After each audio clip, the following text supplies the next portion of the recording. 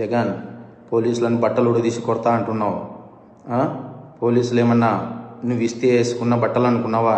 కష్టపడి చదివి రన్నింగ్ రేసుల్లో ఎగ్జామ్స్లో పాస్ అయి ఎన్నో వేల మంది పోటీ పరీక్షల్లో నెగ్గి వేసుకున్న యూనిఫామ్ ఇది.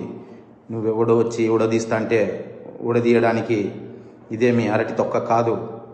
మేము నిజాయితీగానే ప్రజల పక్షాన్ని నిలబడతాం, నిజాయితీగానే ఉద్యోగం చేస్తాం, నిజాయితీగానే చస్తాం. అంతే తప్ప అడ్డమైన దారులు తొక్కం. జాగ్రత్తగా మాట్లాడు.